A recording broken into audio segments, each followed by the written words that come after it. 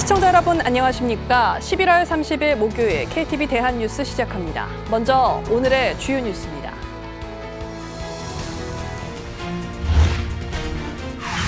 윤석열 대통령이 대통령실에 정책실장직을 신설했습니다. 신설된 정책실장직에는 이관섭 국정기획수석이 임명됐습니다.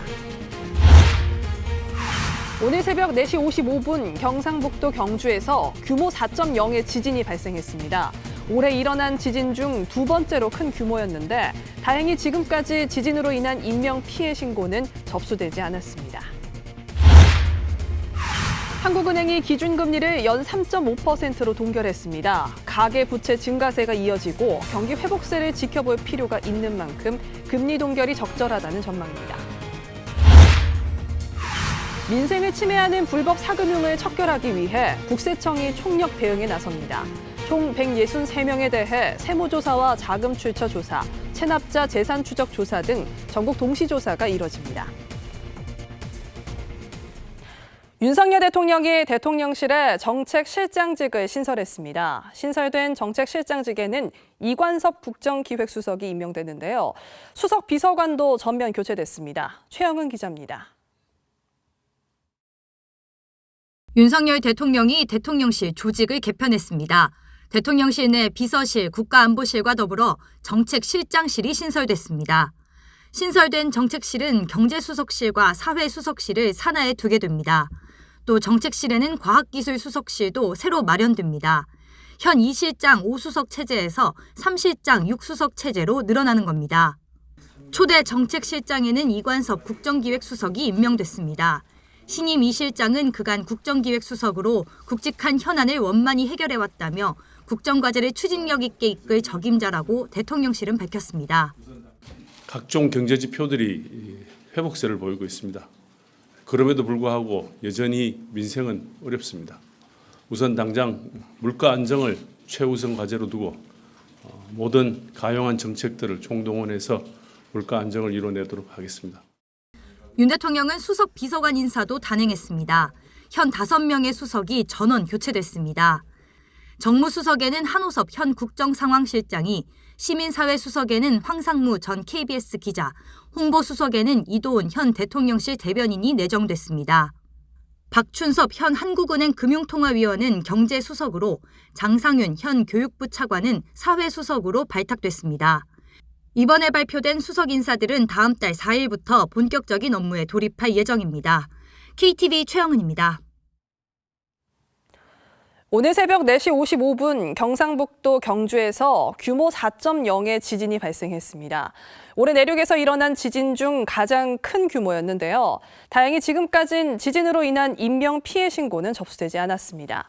정부는 지진 발생과 동시에 즉각 대응에 나섰습니다.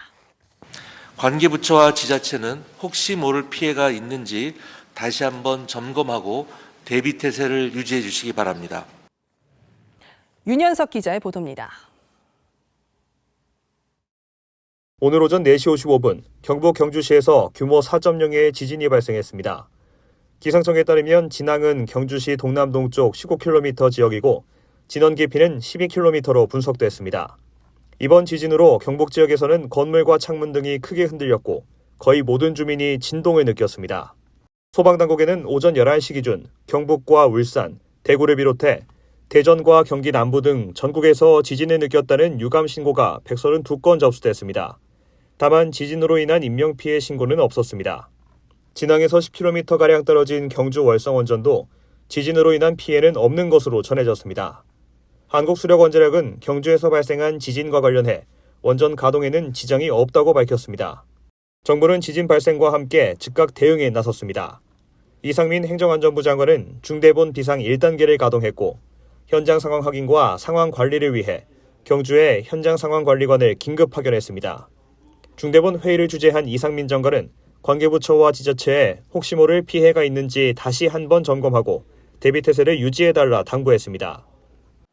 현재 소규모이기는 하나 여진이 발생하고 있습니다. 추가 피해가 발생하지 않도록 기상청 등 관련 부처와 자치단체, 소방, 경찰에서는 비상태세를 유지하고 상황을 모니터링해 주시기 바랍니다. 이어 지진 발생과 여진 가능성 등으로 국민이 불안해하지 않도록 지진과 관련된 정보와 행동 요령을 신속, 정확하게 전파할 것을 지시했습니다. KTV 윤현석입니다. 한국은행이 기준금리를 연 3.5%로 동결했습니다. 가계부채 증가세가 이어지고 대외 여건도 불확실한 만큼 동결 기조를 유지한 것으로 보입니다. 박지성 기자입니다. 한국은행이 올해 마지막 금융통화위원회를 열고 기준금리를 현재 연 3.5%로 다시 한번 동결했습니다. 지난 2월 이후 7차례 연속 동결 행보입니다. 한국은행은 가계부채 증가세가 이어지고 경기 회복세를 지켜볼 필요가 있는 만큼 금리 동결이 적절하다고 봤습니다. 가계부채의 증가 추이를 지켜볼 필요가 있는 데다 대외 여건의 불확실성이 높은 점을 고려할 때 기준금리를 현재의 긴축적인 수준에서 유지하는 것이 적절하다고 판단하였습니다. 실제 10월 은행권 가계대출은 1,086조 6천억 원으로 지난 4월 이후 7개월 연속 증가 추세입니다. 한국은행은 내년 국내 경제성장률 전망치도 당초 2.2%에서 2.1%로 조정했습니다. 10월 산업활동 동향에서 생산과 소비, 투자 지표 등이 모두 전달보다 떨어진 것이 영향을 준 것으로 보입니다. 다만 한국은행은 수출이 꾸준히 회복세를 보이면서 개선 흐름을 이어갈 것으로 내다봤습니다. 소비는 높아진 물가와 금리의 영향으로 더딘 회복세를 나타내고 있으나 수출은 반도체와 자동차를 중심으로 개선세가 이어지고 있습니다. 소비자 물가 상승률은 점차 둔화 흐름을 보여 내년 연간 물가 상승률이 2.6%까지 하락할 것으로 전망했습니다. 대외 경제 여건은 불확실성이 높다고 봤습니다. 미국 등 주요 나라들의 통화 긴축 기조가 장기화하면서 세계 경제의 성장세 둔화가 이어질 것으로 전망했습니다. 여기에 최근 이스라엘 하마스 사태도 유가 상승을 부추길 우려가 있다고 분석했습니다. 한국은행은 물가 상황이 안정될 때까지 당분간 통화 긴축 기조를 유지할 것이라고 밝혔습니다. KTV 박지선입니다. OECD가 내년 한국 경제 성장률 전망치를 2.3%로 0.2%포인트 올렸습니다. 다만 올해 성장률 전망치는 1.4%로 2달 만에 0.1%포인트 내렸습니다. 신국진 기자입니다. 경제협력개발기구 OECD가 내년도 우리 경제 성장률 전망치를 지난 9월보다 0.2%포인트 올려 2.3%로 상향 조정했습니다. 이 같은 전망치는 2.2%로 전망한 IMF와 한국은행, KDI보다 0.1%포인트 높습니다. OECD는 인상 요인에 대해 반도체 등 IT 업황 회복이라고 설명했습니다. 중국 경기지표 회복에 힘입어 수출 역시 개선세가 강화돼 경제 성장을 이끌 것이라고 전망했습니다. 다만 올해 한국 경제 성장률 전망치는 1.4%로 2달 만에 0.1%포인트 내렸습니다. IMF와 기획재정부, 한국은행, KDI 전망치와 같은 수치입니다. OECD는 채무 원리금 상환 부담과 물가 상승이 소비와 투자에 단기적인 부담으로 작용하고 있다고 조정 이유를 밝혔습니다. 또 긴축금융, 무역 성장세 약화, 기업과 소비자의 신뢰도 하락 영향이 점점 커지면서 성장세가 둔화하고 있다고 설명했습니다. OECD는 내년 한국 물가 상승률은 2.7%로 예상했습니다. 정부는 이 수치가 주요 20개국의 물가 상승률 평균인 5.8%를 크게 밑돌아 상대적으로 양호한 수준이라고 평가했습니다. 그러면서 2025년 인플레이션 목표치인 2%에 근접할 수 있을 것으로 예상했습니다. 먹거리 물가 안정이 가장 시급하기 때문에 이 부분을 안정시키기 위해서 현재 총력을 다하고 있고 앞으로도 거기에 굉장히 중점을 줄 것이다. 저희들이 물가 안정에 의해서 더 많이 노력을 하겠습니다. 우리 기준금리는 내년 하반기까지 3.5% 수준을 유지하다 오는 2025년 2.5%까지 점차 인하될 것이라고 OECD는 전망했습니다. KTV 신국진입니다.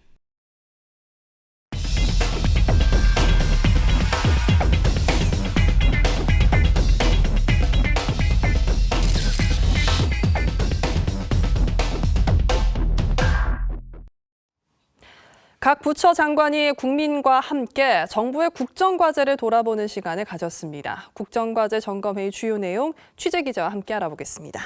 네, 김경호 기자. 국정과제 점검회의가 열렸는데요. 먼저 이 주요 과제가 얼마나 진척됐는지 점검하는 시간을 가졌습니다. 네, 회의에 앞서서 국무조정실장이 먼저 그간 한국이 처한 상황과 그동안 있었던 국정과제 추진 현황을 브리핑을 했습니다. 일자리 분야 먼저 살펴보면 올해 10월 고용률은 63.3%로 역대 10월 기준 가장 높았습니다. 취업자 수는 제조업 등에서 줄어든 반면 서비스업 중심으로 늘어서 지난해보다 34만 6천 명 늘었다는 게 정부의 설명입니다. 주거 분야에서는 부동산 세금의 기준이 되는 공시가격 현실화가 주요 성과로 꼽혔습니다. 올해 종합부동산세를 내야 하는 국민은 41만여 명으로 지난해 3분의 1 수준으로 줄었습니다. 사회적 약자를 두텁게 지원하는 약자 복지 또한 주요 국정과제 가운데 하나였는데요. 각종 복지급여의 선정 기준이 되는 기준 중위소득 그리고 생계급여가 역대 최대 수준의 인상폭을 기록했다는 설명입니다. 네, 소기의 성과를 거뒀습니다만 이 국민 여러분이 체감하는 고충도 궁금한데요. 이를 들어보는 시간도 있었습니다. 현장에서는 어떤 이야기들이 나왔을까요? 한 직장인분은요, 서울에서 인천까지 출퇴근하는데 무려 3시간이나 걸린다면서 이 GTX의 조기 착공을 좀 염원을 했는데요. 패널의 질문에 소관부처 장관이 답하는 방식으로 회의가 진행이 됐는데 먼저 원희룡 장관의 답변 함께 보시죠. 인천에서 이제 저 청량리로 가는 GTX-B가 내년 초에 착공을 하게 되고요. 또 인천 관련해서 GTX-D는 인천에서 부천, 신도림 온 다음에 강남, 하남 이렇게 해서 현재 지하철 순환선에 가장 밀집된 이 지역을 통과하게 되어 있습니다. 네, 프랜차이즈 매장을 운영하는 소상공인은 가맹본부에서 의무적으로 사야 하는 물품 때문에 부담이 크다고 토로했습니다. 또 전세 사기로 평생 모은 현금을 전부 잃었다. 이런 안타까운 사연도 있었는데 한동훈 장관의 답변 함께 보시죠. 과거에는 상황이 변한 거지 고의는 아니다. 이런 식의 로직이 통했거든요. 이런 식의 갭 투자를 하셔서 이익을 보시려는 분들은 한번 생각해 봐 주십시오. 세상이 변했고 앞으로 이런 일이 있으면 정말 20년간 감옥에 가시게 될 겁니다. 네, 이 밖에도 내 아이를 키우는 어머니는 마트에 갈 때마다 깜짝 놀란다면서 식비 부담이 크다고 토로했습니다. 추경호 경제부총리는 내년에도 재정의 허리띠를 졸라매서 다자녀 가구에 대한 보육비와 양육비 지원을 늘리겠다고 답했습니다. 네, 정부가 풀어야 할 과제가 아직 많이 남아있는 것 같습니다. 네. 앞으로 남은 추진 과제 어떤 것들이 있을까요? 네, 정부는 각 부처 차관이 물가 안정 책임관이 되는 특별물가 안정 체계를 내년에도 가동을 합니다. 가격은 그대로 둔 채 양을 줄이는 이른바 슈링크플레이션, 꼼수 인상이 주요 점검 대상이고요. 유류비와 통신비 부담을 줄이고 또 앞서 언급했던 프랜차이즈 전무주의 필수 구입 품목 등 이 불공정도 개선할 방침입니다. 이 밖에도 부모급여 지급, 출산 가구의 주택 취득세 감면, 맞벌이 가구 아이 돌봄 강화 등도 주요 추진 과제로 꼽혔습니다. 네, 남은 과제도 차질 없이 추진해서 국민들의 고충을 잘 풀었으면 하는 바람입니다. 김경호 기자, 잘 들었습니다.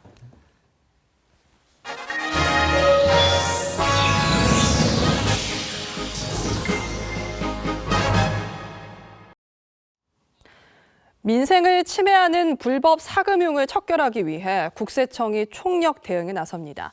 총 163명에 대해 세무조사와 자금 출처 조사, 체납자 재산 추적 조사 등 전국 동시조사가 이뤄지는데요. 자세한 소식 김창규 기자가 전해드립니다.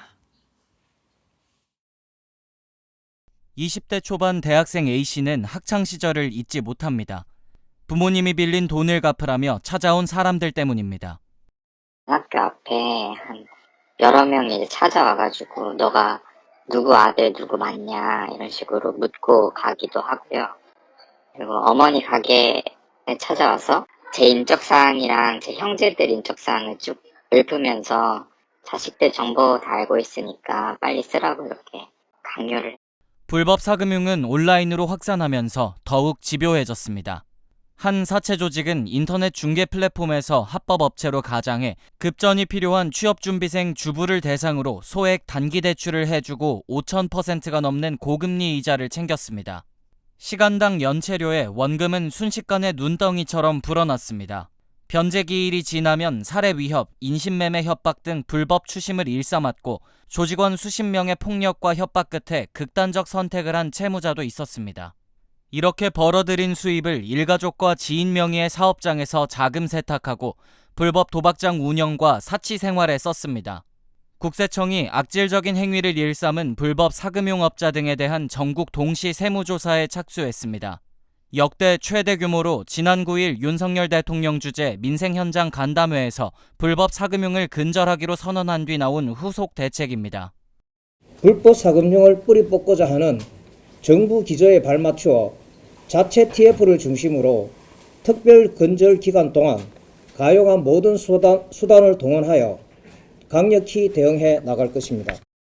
108명에 대한 세무조사와 함께 불법 사채소득으로 호화 생활을 누린 31명에 대한 자금 출처 조사, 불법 대부업 체납자 24명 대상 은닉재산 추적 조사도 함께 실시합니다.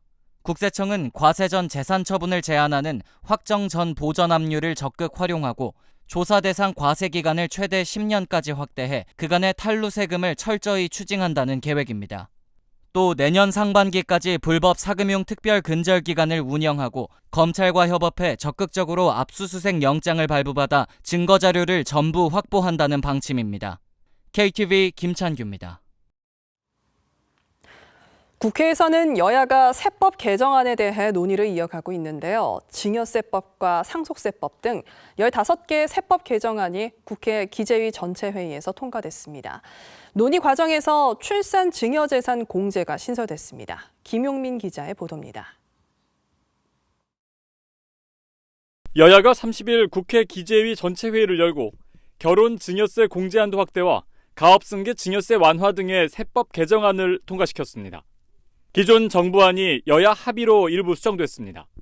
여야는 혼인 증여재산 공제와 별도로 출산 증여재산 공제를 신설했습니다.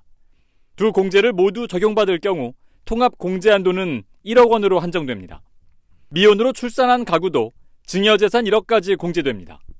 이와 함께 자녀에게 가업을 물려줄 때 증여세 최저 세율인 10% 적용 구간이 현행 60억 원에서 120억 원 이하로 상향됩니다.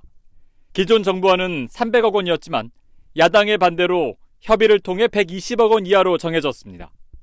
가업승계 증여세 연부연납제도 기한도 정부안 20년에서 15년으로 수정됐습니다. 월세 세액공제 소득 기준이 현행 7천만 원에서 8천만 원으로 오르고 한도도 연 750만 원에서 1,000만 원으로 상향됩니다. 자녀 세액공제액이 둘째의 경우 현행 15만 원에서 20만 원으로 늘고 공제 대상에 손자녀도 추가됐습니다. 전체 회의에서 통과된 세법 개정안은 법사위를 거쳐 내년도 예산안과 함께 국회 본회의에서 처리됩니다. KTV 김용민입니다.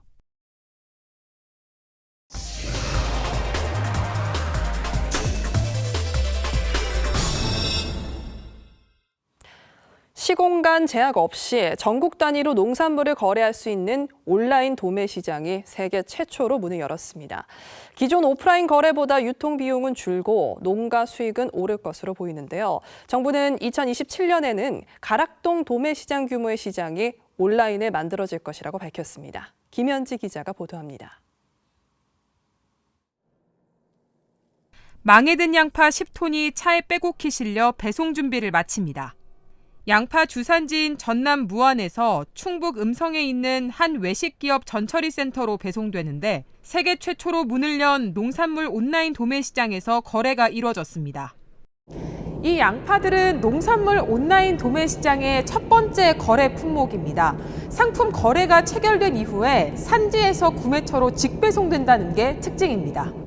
기존에는 생산에서 산지 수집과 선별, 포장 작업을 거쳐 도매시장으로 반입된 뒤 경매로 도매시장 법인에서 중도매인을 거쳐 다시 소비지 유통으로 이어지는 여러 단계를 거쳐야 했습니다.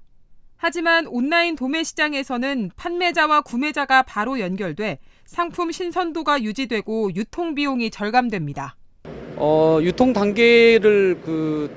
단계가 많으면 거래 단계에 있어서는 이제 이익을 보려고 할 거 아닙니까? 그 이익들이 수수료로 이제 책정이 되는데 그런 것들을 줄일 수가 있는 거죠. 또 전국 단위 거래가 가능해지면서 생산자는 다양한 출하처를 확보할 수 있게 됩니다.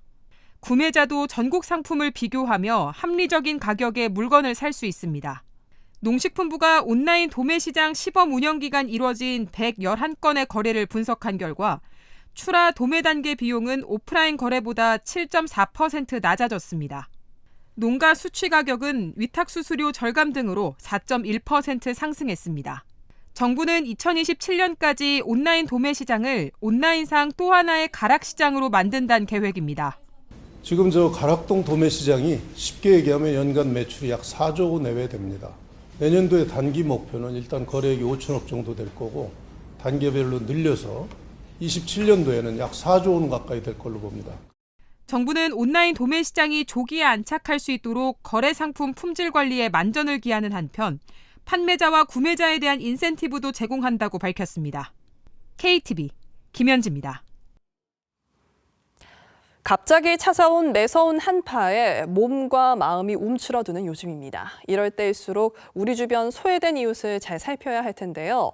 연말 연시면 만날 수 있는 구세군 자선 냄비 종소리가 올해도 시작됐습니다. 이혜진 기자입니다. 1860년대 영국에서 시작된 구세군. 구세군의 상징 자선 냄비는 난파선 생존자들을 구하기 위해 부둣가에 냄비를 걸어두고 돈을 모금했던 일화에서 유래돼 있습니다. 우리나라에는 1908년 영국 선교사로부터 구세군이 들어왔고 1928년 12월 15일 서울 명동에서 본격적인 자선 냄비 운동이 시작됩니다. 그로부터 90여 년간 연말연시면 거리 곳곳에 등장해 빨간 자선 냄비를 걸고 종을 울리며 모금 활동을 이어왔습니다. 한국전쟁 중에는 피란지 부산에서 구세군 자선 냄비가 등장했을 정도로 우리에겐 한 해도 빠짐없이 익숙한 풍경입니다. 다가오는 크리스마스와 연말 연시, 우리는 불우한 처지에서 눈물 짓는 결애들을 알뜰히 보살펴야 하겠습니다. 칼바람과 함께 강추위가 불어닥친 겨울의 초입. 올해도 어김없이 구세군의 종소리가 거리마다 울려 퍼집니다. 한국 구세군은 서울 광화문 광장에서 구세군 자선 냄비 시종식을 열어 모금의 시작을 알렸습니다. 95주년을 맞은 구세군 자선 냄비 캠페인. 올해의 주제는 함께 부르는 사랑의 멜로디입니다. 모금 활동과 캠페인은 전국 17개 시도 330여 곳에서 한 달간 진행됩니다. 광화문 한복판 기부운동의 상징 사랑의 온도탑도 조금씩 뜨거워집니다. 모금액 목표는 4,349억 원인데 목표치가 1% 달성될 때마다 온도계 눈금은 1도씩 올라갑니다. 사랑의 온도탑 나눔 캠페인은 내년 1월 31일까지 62일간 진행됩니다. 한파를 거뜬히 이겨낼 온정 한 움큼, 구세군 자선 냄비도 사랑의 온도탑도 이제 막 달아오를 채비를 마쳤습니다. KTV 이혜진입니다. 제28회 유엔 기후변화협약 당사국 총회가 개막했습니다. 지구온난화를 막기 위한 전 세계적인 약속 파리협정이 얼마나 지켜지고 있는지 이행점검 결과가 발표될 예정입니다. 김유리 기자입니다. 전지구적 기후위기 대응 방안을 논의하는 제28회 유엔 기후변화협약 당사국 총회가 아랍에미리트 두바이에서 개막했습니다. 다음 달 12일까지 열리는 총회에는 198개 당사국을 포함 약 7만 명이 참석합니다. 우리나라는 한화진 환경부 장관이 수석 대표를 맡고 전문가로 구성된 정부 대표단이 참여합니다. 특히 이번 총회에선 지구 온도 상승을 1.5도 이하로 제한하는 파리협정이 얼마나 잘 지켜졌는지에 대한 이행 점검 결과가 처음 발표될 예정입니다. 또한 기후변화와 관련해 손실과 피해, 기후재원 등 90여 개 의제가 논의 테이블에 오릅니다. 우선 파리협정 이행에 대한 각국 정상들의 의지 결집을 위한 회의가 12월 1, 2일에 열립니다. 이 자리에 조홍식 기후환경대사가 대통령 특사로 참석, 전 세계 기후변화 대응 노력에 동참하겠다는 의지를 표명할 계획입니다. 또 우리나라는 주요 협상 의제에서 탄소 중립에 기여할 수 있는 합의를 이끌어내도록 선진국과 개도국 간 중재 역할을 수행할 방침입니다. 9에서 10일 진행될 고위급 회의 기조연설에선 우리나라의 우수한 기후변화 적응 정책 소개와 함께 무탄소 연합 결성을 알리며 국제사회 동참을 촉구할 예정입니다. 한화진 환경부 장관은 올해 당사국 총회의 전지구적 이행 점검은 지구 평균 온도 상승을 1.5도 내로 억제하기 위한 결정적 시기를 놓치지 않을 마지막 기회가 될 것이라고 말했습니다. 한편 탄노기도 탄소 중립을 위한 한국의 노력을 알리기 위해 두바이 현지에서 디지털 기반 탄소 중립, 국제 감축 협력 파트너십 확대 등의 주제로 부대 행사를 개최한다고 밝혔습니다. KTV 김유리입니다. 김명수 합동참모의장이 취임 후 첫 방문지로 동부전선 최전방의 일반 전초 GOP와 감시초소 GP를 찾아 현장 즉응태세를 강조했습니다. 김 의장은 GOP 대대에서 현장 지휘관으로부터 최근 북한군 활동과 예상되는 도발 양상을 보고받은 후 9.19 군사합의 비행금지구역 설정 효력 정지를 빌미로 적이 도발하면 즉각 대응할 수 있는 작전 태세를 상시 유지하라고 당부했습니다. 이어 비무장지대 GP를 방문해 적 도발 시 조건 반사적인 대응과 현장 지휘관에 의한 선조치 후보고를 통해 현장에서 상황을 종결할 것을 지시했습니다.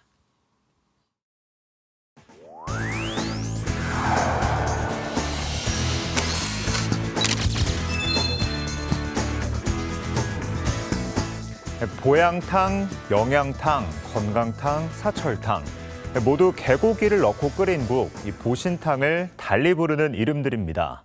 한 가지 음식을 두고 왜 이렇게 많은 이름이 생겨난 걸까요?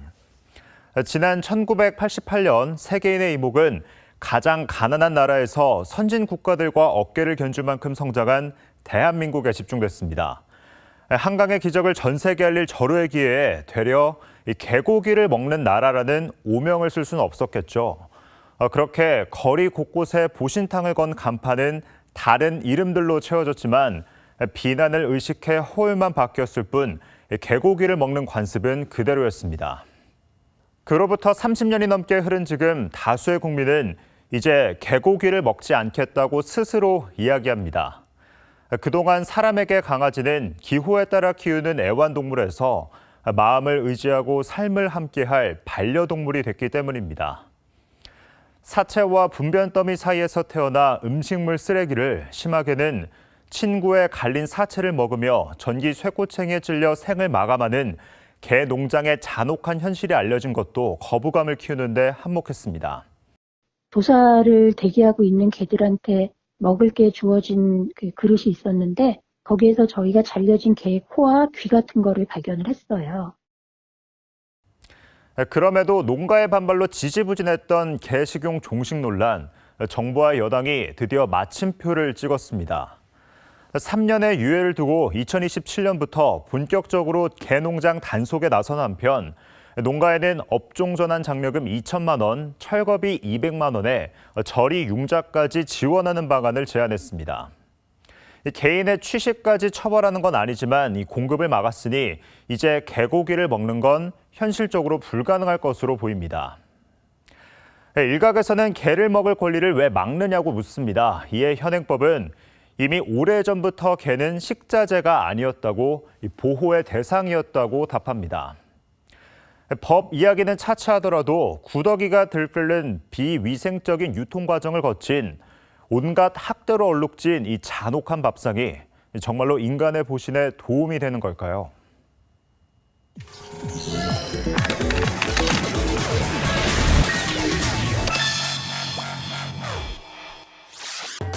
안녕하세요. 클릭K 플러스입니다. 아프거나 다쳤을 때 병원비를 보장하는 실손보험. 하지만 보험금 받으려면 절차가 복잡하고 번거로워서 큰 금액이 아니면 아예 청구하지 않는 분들도 계실 텐데요. 지난 10월 6일 실손보험 청구 간소화 내용을 담은 보험법 개정안이 국회를 통과했습니다. 앞으로 좀 더 쉽게 보험금을 청구하고 지급받을 수 있게 됐는데요. 자세한 내용 알아보도록 하겠습니다. 지난해 말 기준 실손보험에 가입한 사람은 약 4천만 명. 보험금 청구 건수는 1년에 1억 건이 넘습니다. 현재 실손보험 청구를 위해서는 병원에서 진단서와 진료비 세부 내역서, 영수증을 발급받은 후에 팩스나 앱을 이용해서 보험사로 보내야 하는데요. 이렇게 절차가 복잡하다 보니 실손보험 가입자 2명 중 1명은 아예 청구를 하지 않는 걸로 조사돼 있습니다. 실손보험금을 청구하지 않는 이유를 살펴보면요. 치료비가 소액이거나 보험금 청구를 위해 병원이나 약국에서 일일이 종이 서류를 발급받아야 하는 등 복잡한 과정 때문인 걸로 나타났습니다. 최근 진료를 받고 청구하지 않은 보험금이 모두 7,410억 원으로 추산되는데요. 연간 2,470억 원 정도입니다. 하지만 앞으로 실손보험 가입자는 직접 서류를 발급받지 않아도 병원에서 신청만 하면 보험금 청구가 가능해집니다. 10월 6일 환자들이 실손 의료보험 청구를 간단히 할 수 있는 내용을 담은 보험업법 개정안이 국회 본회의를 통과했기 때문인데요. 지난 2009년 국민권익위원회에서 실손보험 청구 전산화가 이뤄지도록 제도 개선을 권고한 지 14년 만입니다. 이에 따라 소비자가 보험사에 보험금 청구 서류를 전송해달라고 요청하면 의료기관이 진단서 등 각종 서류를 전문 중개기관에 전송합니다. 이후 이 자료는 바로 보험사로 전달되죠. 여기서 전문 중개기관은 보험사와 요양기관 사이에서 진료기록과 보험 청구 정보를 전달하는데요. 공공성과 보안성 등을 고려해 해당 기관을 선정할 계획입니다. 보험금 청구 절차가 편리해지면서 특히 노년층과 취약계층은 보험금을 제때 청구할 수 있게 돼 의료비 부담이 줄어들 걸로 예상됩니다. 현재 실손보험 청구 방식을 보면요. 병원에서 서류를 발급받은 뒤 사진으로 찍어 웹사이트나 앱으로 전송하는 방식을 이용하는 분들이 가장 많지만요. 여전히 소비자의 26.6%는 팩스로 청구하고요. 27%는 보험 설계사나 보험사 창구에 직접 방문해서 대면 신청을 하고 있습니다. 이렇다 보니 그동안 번거로움 때문에 소액인 경우 보험금 청구를 포기하는 사례가 많았는데요. 보험금 청구 절차가 간소화되면서 손쉽게 보험금 청구가 가능하게 됐습니다. 실손보험금 청구를 전산으로 간편화하는 개정안은 병원의 경우 내년 10월 25일부터 또 의원과 약국은 2025년 10월 25일부터 시행될 예정입니다. 제2의 국민건강보험으로도 불리는 실손보험인데요.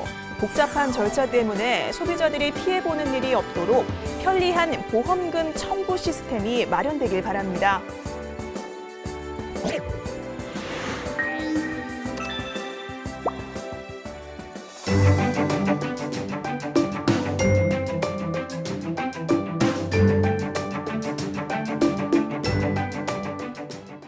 안녕하세요. K웨더 라이프스타일 예보 박성훈입니다. 전국이 대체로 맑은 가운데 충남 서해안과 제주는 흐리고 눈 또는 비가 내리고 있는데요. 오늘 저녁부터 눈, 비가 내리는 지역이 확정되겠습니다. 내일까지 충남 내륙에는 1cm 미만의 눈이 쌓이겠고 충남 서해안과 그 아래 전북 그리고 전남 서부에는 1에서 3cm의 눈이 쌓이겠습니다. 한편 제주 산간에는 많게는 5cm 이상 많은 눈이 쌓이기도 하겠습니다. 오늘 전국 많은 곳에서 한낮에도 기온이 영하권에 그치며 아주 추웠는데요. 내일 아침도 전국 대부분 지역에서 영하의 기온을 보이며 여전히 춥겠습니다. 그래도 기온은 점차 올라 낮에는 영상의 기온을 회복하겠는데요. 서울의 경우 내일 아침은 영하 6도까지 떨어지겠고 낮 기온은 영상 2도를 보이겠습니다. 토요일인 모레는 기온이 더 오르겠습니다. 다음은 자세한 지역별 내일 날씨입니다. 중부지방의 하늘은 맑겠습니다. 서울 영하 6도, 인천과 대전 영하 5도, 춘천은 영하 9도로 여전히 아침은 춥겠고 낮 기온은 3도 내외를 보이겠습니다. 동해안지방도 하늘 맑은 가운데 아침 기온은 속초와 강릉 영하 4도로 시작하겠습니다. 낮 최고 기온은 6도 내외입니다. 남부지방 전라에는 아침까지 눈이나 비가 오겠고 제주에는 저녁 전까지 비가 내린 후 개겠습니다. 광주와 부산 영하 1도로 아침을 시작해 낮에는 전주 4도, 대구 5도입니다. 남해는 대체로 맑은 가운데 서해와 동해에는 눈이나 비가 오겠습니다. 물결은 전해상에서 매우 높게 일겠습니다. 당분간 전국이 대체로 구름 많거나 흐리겠습니다. 기온은 주말을 지나며 서서히 오르겠습니다. 날씨였습니다. 올해 마지막 달이 다가왔습니다. 연초에 계획했던 일 되돌아보며 결실을 맺는 달이 되셨으면 좋겠습니다. KTV 대한뉴스 오늘 저희가 준비한 소식은 여기까지입니다. 시청해주신 여러분 고맙습니다.